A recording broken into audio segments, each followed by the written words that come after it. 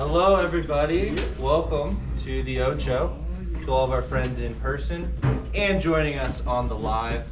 Thank you guys so much for taking some time out of your evening today to join us for a very fun special class we have in store for you all today. Just quick plug, we always have these courses, second and fourth Tuesday of every month at 7 p.m. here at the Ocho. A variety of different things going on, but today we have customizing rubber duckies with one of our very own Miss Kamile Jensen, who will be taken away in just a moment. We have a variety of duckies over here. If you haven't picked one yet, you'll have some opportunity to pick one up. We also have a variety of markers that you can play around with. Camile's gonna get all into the ins, outs, nuts, and bolts of which markers to use, how to use them, and all that good stuff. I would ask that you return the markers at the conclusion of the evening. If you need a plug on markers, we can get you hooked up with that as well. So without further ado, I will turn it over to Miss Kamile. Woo! Hello. Hola. All right, so rubber duckies. We're gonna run through like priming different surfaces, including information on priming rubber duckies. We'll run through paint pens. Just like the gist of information on how to use paint pens, what you can use them on, different things like that. And then sealing your projects using different varnishes and finishing sprays, or even like liquid finishes on them and what that looks like. So first we're gonna cover base layer. When you're using primers, there's like, you know, the house primers where you're painting on walls and you're putting something over it. And then surfaces that are flat and smooth typically don't need primers, but if you have questions on primers, as far as like if your surface needs a primer, things like wood that would naturally soak up paint, or like rough surfaces, anything with textures needs a primer.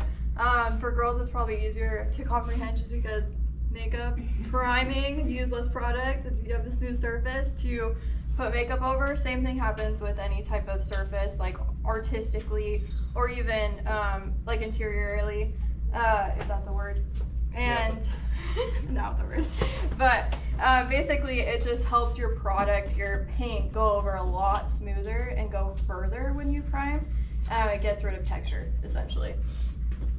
And I don't really have, like for the primers, I personally don't have a favorite. I typically go with like a Montana or something like that if I'm spraying something, or even just a roll-on primer from like Home Depot, like for wood, like if I'm painting a skateboard or something. But a lot of them, if you have questions, their websites, I would just go to YouTube or go to their website and just look up what they recommend to use and use that. For paint pens, there is a bajillion different brands of paint pens. So many. I did these three because these are my favorites. I've used literally every brand under the sun, and these are my favorite just because of how they work and how consistent they are with being really dense colors. So I know this is probably Graffiti Park's favorite brand, right? The top one? Usually. So it's what the Molotow is water-based, and it's semi-gloss. So if you're looking for something that's not matte, then you're gonna want to go with those. It's a great brand. It's from Germany, I'm pretty sure. And then opaque, just meaning it's like really dense color. It goes on really pretty. Fade resistant and no odor, which some people really care about the odors. A lot of the other brands that have like oil-based or metallics will always have a strong odor. But they're really good products still if they have odor. Posca is my go-to. I use Posca a lot. They have so many different tips, and they have the most tips out of any paint pen. So that's what I go to. Most of the bigger brands have more colors, so they do like half gradients or fourth gradients. So if you're blending, I typically use Posca. They're also cheaper than some other brands. So you could go to like Michael's, get a coupon, use Posca markers, or order online like Amazon or different things like that. Again, water-based. With water-based, you can blend them a lot easier, in my opinion. So that's why I tend to go with water-based. These ones are matte, which I love. That's my personal preference, is I love like matte. I don't like sheens very often, unless that's a look I'm going for with a project. Again, very dense colors. They're weather resistant, so they don't fade very easily in the sun. And then no odors again. And then Crink is my other favorite. They have alcohol and water based, still very bright colors, and they have a ton of color options as well. So those are just my take on different brands that I like to use. For the ones that are water based, again, you can literally take a paintbrush, like watered down, and you can like make it into a watercolor. So that's a plus with water-based paint pens, and something that people don't really know, but I would recommend experimenting with that. They're very blendable. So as long as your paint is wet, you can like use like 5 different colors and blend them together. You can run water down it, or just keep on going over and blending the paint pens, and it typically works on most surfaces. So when you're blending, you'll find out very quickly when you're trying to blend it to let it dry if you're looking for a certain like textured blend where you can see strokes and lines, and if you're not, then make sure it's wet when you're trying to blend them together. And they're layerable. So let's say I want to do red with white on top. As soon as your red is dry, that white's gonna go pretty crisp, as long as you don't go over it too many times, and vice versa. If you have dark colors, you can go light colors on top, and it might take a few times, like 2 or 3 layers, but if you let it dry in between, they're very buildable and layerable. Oil versus water-based. Oil paint pens, like if you're doing paper, the oil will kind of leak and like create an oil line around what you're drawing. If you're doing stuff like, I don't know, like a skateboard or wood, or even ducks or any type of that surface, it typically will go on smoothly and well, but it comes out a little bit thinner, just like barely thinner than a water-based. And I find that to be true like 90% of the time. So if you're not very particular about how thick you want the color to look, oil-based is totally fine. And typically Sharpie, like when you go to Michael's or Joann's or something, you'll see Sharpie always has water-based or oil-based, and it'll stump you. Just go for the water-based. But if you end up picking up an oil-based, it'll also be fine. Oh, and oil-based, they're less streaky depending on the surface, but they dry faster too. That's something to note. Question? What happens if you mix an oil and water-based, if you use both of them? What happens? They work out really well together. Typically, the only thing I've noticed is the white. The white will not show up, like it'll look like it's almost clear or like watered down. So the white doesn't like going over acrylic or like water-based. I haven't noticed any other difference besides that. So, oh yeah, and then if you have any questions, feel free to raise your hand too, and I'll at any time. Okay, sealants. So for sealants, I've had some interesting experiences with them. Like, since paint pens they're like paint, they just don't operate the same as acrylic paint, like a paintbrush and actual paint.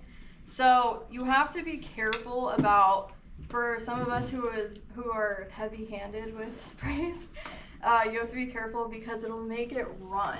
So if you're not waiting in between sealing products, so let's say you want to seal up your design that you put on something, doesn't matter what surface it is, you really want to make sure you're being patient, letting it dry in between so that the colors don't get fuzzy or run.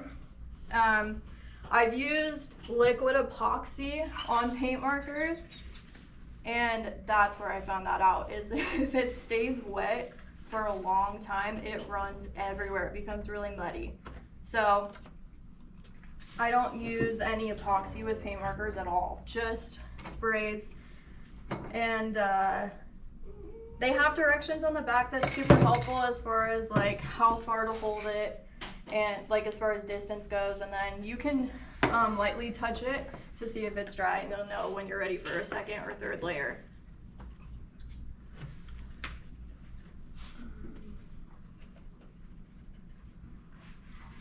And a lot of the brands that, like if you're using one of the more professional brands or even something that you would get at Home Depot, I would recommend, if you really are uncomfortable with using sealants, I would recommend going to their websites, because they have, no joke, like 5 to 10 videos on a million different surfaces and how to treat it or how to seal your project.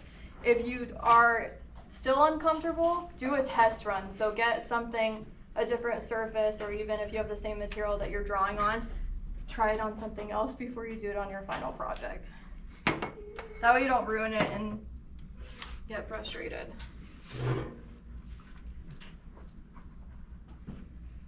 So a lot of information here. I just put some of my personal favorites. Again, with paint pens, for varnishes, there's a million different brands. I don't really find too much of a variation between the different brands, except if you're using, let's say, so these ones are the Montana. So let's say you want to use this, I would go with Montana markers, because obviously the brands will make their products the most compatible. So if you're looking for a very professional look, stick within the same brand. You can cross them over. I've done that before, but in that case, you want to be very careful about following the directions and making sure that you're paying attention to what sheen you're looking at. So like if you are doing semi-gloss, if you're doing matte, or if you're doing gloss. Some other information. Most of these, some people are concerned about like the toxicity of a lot of varnishes because of the smell, or I don't know, maybe kids are using it or something like that. You can, I mean, most of them, no joke, they say they're non-toxic. If that just basically means that they try to keep the toxicity as low as possible. So probably wear a mask if you're feeling cautious. Recommended. Let's see. I think that's it. Any questions? How'd you get that duck so blended? Oh.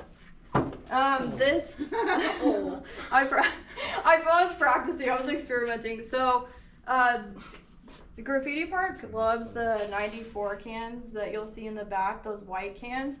The reason being, which corrects me, graffiti artists, if I'm wrong, is because they are low pressure, so they spray a little bit like slower, so you can get blendability. What'd you seal that with? This one I sealed with the acrylic varnish. Ah. Yeah, and That's fantastic. it's interesting because some of them are sticky. I haven't figured out why they're sticky, but you still can touch them. Like I can like rub them together. It's not terribly If sticky, you but squeeze it, does it crack? no, let's see. Noise. No. Noise. No problem. She's like, Yeah, but for Like Napoleon Dynamite Right? crushes. yeah, so that's how you test things. Just go for it and see what happens. I love it. I love it. Yeah. Yeah, I think when you spend a little bit more, I do find the durability can be better. And again, the 94s on Montana, so like the same brand is. I don't know why that brand. I've used that Krylon one ton, and that cracks. Oh. Yeah, that cracks. Guys, like an insider scoop, maybe don't use this brand. That cracks. Yeah, I think maybe this is something that would be recommended for like maybe paper It's for sealing or kids. something. Yeah, Yeah, like maybe just spend a few extra dollars and get the good stuff. What do you recommend for a skateboard? Oh, skateboard. It depends what I'm using. If I'm using paint pens, I'll just do either of these. Tell you what, I don't recommend Yeah. that fucking Krylon right there. Yeah, and I'm telling you, it goes with both. Like if you're using acrylic paint or spray paint or paint pens on a skateboard, or all mixed together, I would use these I think two. that's what They're we my Yeah, personal I need favorites. I need that in my life. Yeah, I always keep a can of that, and then also acetone so you can clean your tips is helpful just to make sure you're not. And they Burning also through have tips. an acetone can in Montana as well too. Yeah, he's the one that turned me on to that. What?